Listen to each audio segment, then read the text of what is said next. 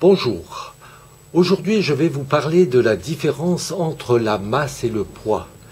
Il semble encore évident que pour une grande majorité des personnes, il y ait toujours cette confusion entre ces deux grandeurs. Pourquoi tant de difficultés à les différencier alors qu'elles possèdent chacune leur propre unité et que les définitions devraient enlever toute forme d'ambiguïté? Y aurait-il un malaise quelque part? Oui, et c'est ce que je vais démontrer. Mais avant cela, effectuons quelques petits rappels. La masse représente la quantité de matière, tandis que le poids est une force, celle qui est engendrée par cette masse parfaitement immobile en un lieu où règne la pesanteur. Le lien entre ces deux grandeurs est le suivant. P égale mg.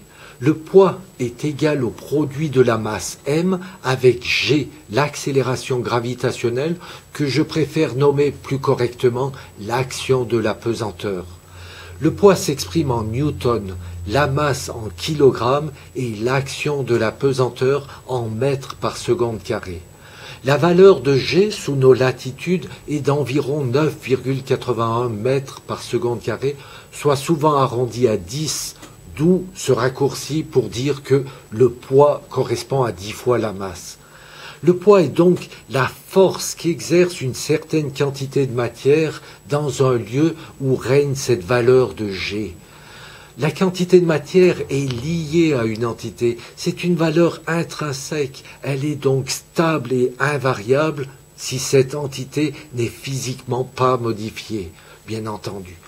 Par contre, si l'action de la pesanteur varie, le poids suit cette variation, comme je le fais apparaître avec ces flèches. La flèche horizontale symbolisant la constance de la masse et les autres une variation. De ce fait, si G augmente, le poids augmente dans les mêmes proportions ou inversement. Le poids s'exprime en newton, je le répète, et vous l'avez déjà tous remarqué. Lorsqu'on vous demande votre poids, vous répondez « je pèse X kilogrammes ». Or, cette réponse est fausse. Vous devriez dire « je pèse tant de newtons » ou à la rigueur X décanewtons pour qu'il y ait correspondance avec la valeur affichée sur la balance. Nous constatons là qu'il y a une première incohérence. Devrions-nous parler de la masse, quelle est votre masse, pour que le kilogramme soit la réponse et ainsi retrouver cette cohérence entre la question et la réponse? Pas exactement, parce que la plupart des instruments de mesure, comme les pèse-personnes ou les balances électroniques des magasins, réagissent à une force. Par conséquent, le poids est réellement la grandeur mesurée. Où est le problème? Faudrait-il graduer les balances en newtons? Non, parce qu'en fonction du lieu, le poids d'une entité peut varier, tandis que nos instruments de mesure affichent une valeur stable, comme c'est le cas avec la masse. Il semble donc évident qu'il y ait un petit couac quelque part. En fait, la confusion entre la masse et le poids repose sur une erreur commise il y a fort longtemps par des scientifiques, ceux qui ont établi le système de mesure. Je l'explique. De tout temps, pour faciliter et quantifier les échanges commerciaux, on utilise deux types de mesures. Pour les fluides, les liquides ou les matières pulvérulentes, comme la farine, ou granuleuses comme le blé, les échanges se mesurent avec des volumes. Par contre, pour les éléments solides ou d'un volume difficilement modifiable, on utilise depuis longtemps déjà des dispositifs de pesage tels que la balance romaine. Mais à cette époque, à chaque région allait son standard. Que ce soit pour le volume comme pour le poids, les références étaient locales. D'où une très grande difficulté pour des échanges équitables entre des régions distantes. Alors, à l'époque de la Révolution française, afin d'unifier le système de mesure, il fut établi une première référence pondérale avec un litre d'eau pure. Ce premier étalon était le grave. Le grave correspondait donc au poids d'un décimètre cube d'eau pure à 4 degrés selon la définition. Par la suite, cette référence fut remplacée par son équivalence avec un cylindre de platine. Mais le poids varie en fonction de G, l'action de l'apesanteur, laquelle évolue selon l'altitude et selon notre position en latitude autour du globe terrestre. Nous le constatons avec certains instruments de mesure, comme les dynamomètres, que je symbolise de la sorte. Pour bien montrer l'incidence de l'action de l'apesanteur, je considère une expérience sur Terre et une autre sur le sol lunaire, où sa valeur est divisée par 6. En ces deux endroits, un même dynamomètre équipé de la même charge, donc de la même masse, présente une déformation du ressort en relation directe avec l'action de l'apesanteur, donc en fonction de poids différents. Si un tel dispositif montre cette variation, une balance à fléau affiche toujours le même équilibre, quel que soit le lieu, donc quelle que soit l'action de l'apesanteur, parce que des deux côtés du couteau, les entités perçoivent les mêmes changements.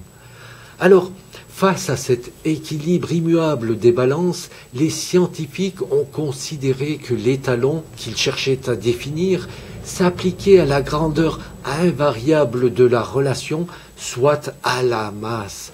Et c'est là la grande erreur. Ils cherchaient une unité pour la force et ils ont attribué cette unité à la masse, prétendant qu'une balance à fléau compare des masses. Or, ceci est faux, parce que tous nos instruments de mesure réagissent à une force, à un poids. Une force n'est pas un concept virtuel, abstrait, c'est un vecteur, une grandeur orientée avec un point d'application qui peut, dans certains cas, être considéré à l'endroit d'équilibre, comme par exemple le centre de pesanteur. Une force engendre des contraintes qui se traduisent par une déformation ou alors le déplacement, le mouvement. Les balances à fléau ne comparent pas des masses car elles comparent des forces et plus exactement des moments de force, sachant pour rappel qu'un moment de force correspond au produit de la force avec la distance minimale qui sépare sa ligne directrice d'un point de pivotement. En d'autres termes, c'est le produit de la force avec son bras de levier. Dans le cas des balances à fléau, le point de pivotement est le couteau et les bras de levier sont les distances qui le séparent des attaches des plateaux. Que les distances soient semblables, comme représentées, ou dissemblables, comme avec les balances romaines, dans tous les cas, c'est un équilibre de moments de force. Preuve qu'une balance compare des poids. Si j'intercale des ressorts au-dessus des deux plateaux, comme ceci, quelle que soit l'action de l'apesanteur, l'équilibre sera maintenu, tandis que les ressorts seront plus ou moins détendus. Les ressorts se déforment sous l'action d'une force, donc ce sont bien des forces qui sont comparées, donc des poids. Alors, me direz-vous, qu'est-ce que la masse ? La masse représente le nombre de corpuscules présents dans une quantité de matière.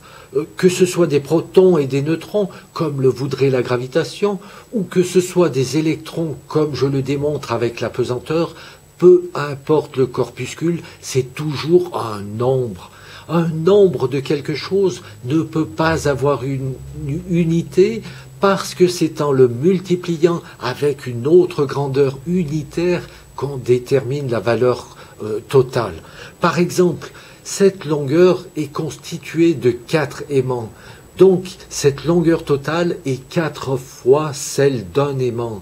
Ce nombre 4 n'a pas d'unité et ne peut pas en avoir parce que c'est la longueur unitaire d'un aimant qui, multipliée avec ce nombre, nous donne la longueur totale. Au niveau du poids, c'est la même chose. Le poids total est 4 fois le poids d'un seul aimant. Si je pouvais décomposer ceci en atomes, le poids total resterait le même, tandis que le nombre d'éléments constituant cet ensemble grandirait considérablement. Et ce serait ce nombre qu'il faudrait multiplier avec le poids d'un atome.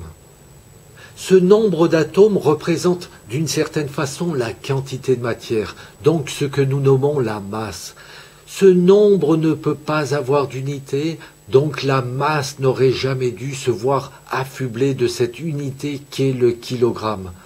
Par contre, la grandeur physique nommée le poids représente la somme des poids unitaires de tous les corpuscules qui composent une entité, donc le nombre de corpuscules fois le poids d'un seul.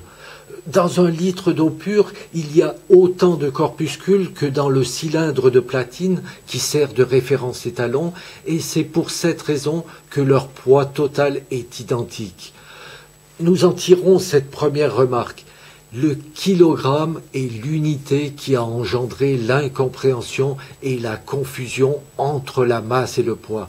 La définition même de la masse est incohérente. Ce devrait être un nombre, mais à ce moment-là, G, l'action de l'apesanteur, serait le facteur qui permet de déterminer le poids, et ce n'est pas le cas. Pour comprendre cette remarque, voilà comment il aurait fallu aborder la recherche de la référence étalon au niveau pondéral. La constance de l'équilibre des balances à fléau en tout lieu posait problème. En fait, ce n'était pas vraiment un problème, parce que son principe de fonctionnement anticipait ce qu'il cherchait à faire, c'est-à-dire à unifier les échanges commerciaux. Pour les volumes, c'était assez simple. Par contre, au niveau du poids, il fallait comprendre pourquoi la référence étalon ne suit pas la variation du poids. Il fallait surtout comprendre ce que nous attendions de la définition du poids et de nos dispositifs de pesage. Bien avant qu'on parle de mondialisation, les balances à fléau agissaient dans le sens d'une unification. Seule la valeur de référence devait être défini avec le poids étalon. Le poids étalon devait être celui qui correspond à une unité de force. PO égale une unité de force. Je parle d'unité de force sans évoquer celle qui existe, le Newton, car il faudra certainement lui trouver un autre nom. En imposant une référence pondérale autour du poids étalon, ils auraient dû parler du poids normalisé ou du poids unifié, comme je le nomme dans le livre. Ce poids unifié est invariable, quel que soit le lieu, tout comme la masse, mais c'est un poids. Donc une force, soit la grandeur détectée par nos instruments de mesure. Le poids unifié est invariable car c'est lui qui sert à étalonner les dispositifs de pesage, lesquels affichent la valeur de cet étalon, donc la valeur du poids unifié. La valeur effective du poids, que je nomme le poids effectif, est fonction de l'action de l'apesanteur locale et ne peut être qu'une grandeur calculée parce que nos instruments affichent le poids unifié. Il se détermine tout simplement en écrivant PE, le poids effectif, est égal au poids unifié multiplié avec l'action de la pesanteur locale, laquelle est divisée par la référence notée G0. Rapport des actions de la pesanteur que je nomme le rapport d'effectivité. Entre les pôles et l'équateur, G varie de 9,832 à 9,78 mètres par seconde carrée, soit une variation grosso modo de 0,2 à 0,3% par rapport à la valeur qui sert de référence G0 mesurée à Paris et qui est d'environ 9,81 mètres par seconde carrée. Donc nous en déduisons que sur Terre, le poids unifié n'est jamais très éloigné du poids effectif. Avec cette nouvelle référence étalon, le poids unifié d'une marchandise est n fois le poids de l'étalon, donc n unités de force, tandis que sa valeur effective est multipliée avec le rapport d'effectivité. Il ne vous aura certainement pas échappé que dans cette relation, nous pouvons déplacer G0 et ainsi obtenir cette autre écriture. Nous retrouvons ainsi ce que nous nommons la masse, et notre relation de départ soit P égale mg.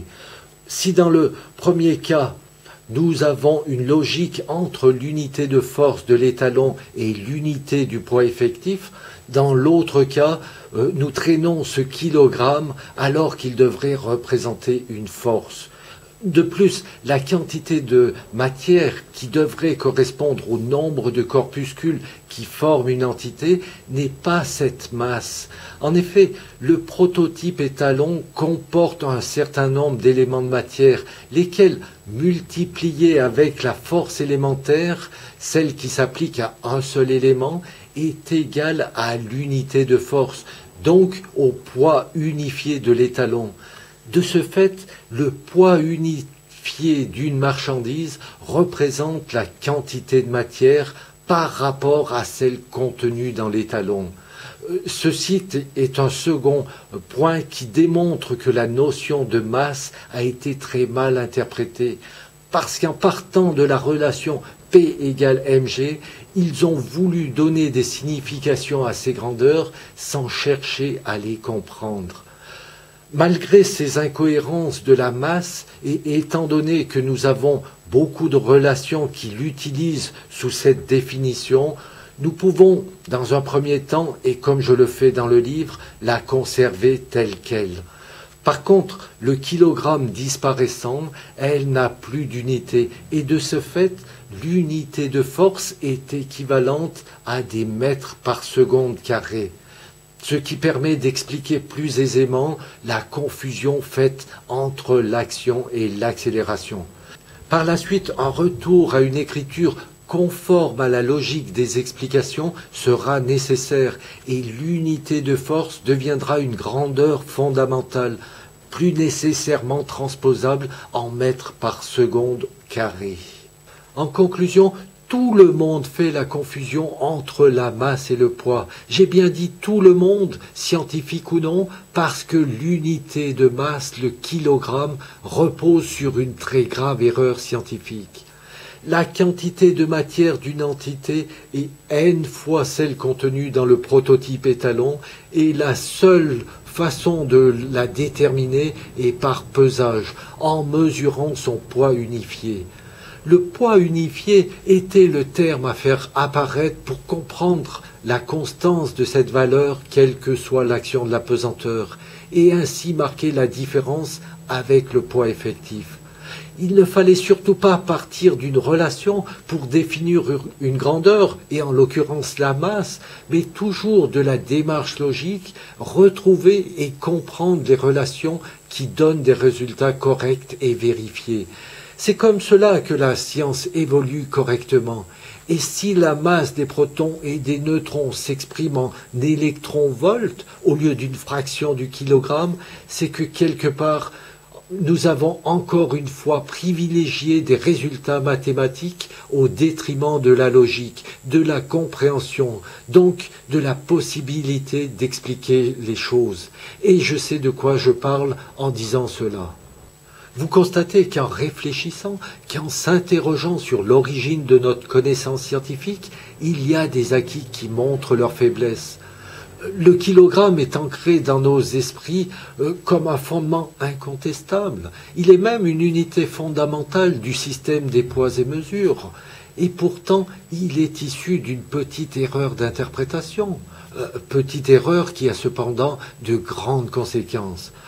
Dans mon livre, j'ai appliqué cette démarche d'émettre un questionnement systématique sur toutes les hypothèses qui sont à la base de nos théories, de m'interroger sur des choses pour lesquelles nous n'osons plus émettre le moindre doute en pensant qu'une foule immense de scientifiques ont déjà dû le faire.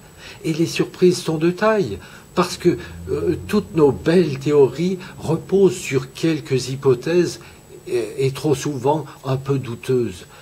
J'invite le monde scientifique à effectuer cette même démarche intellectuelle, parce qu'elle est en parfait accord avec ce qu'attend la science pour évoluer correctement. La tâche est grandement simplifiée parce que tout est déjà écrit. Il suffit donc de lire. Sur ce, je vous remercie de votre attention.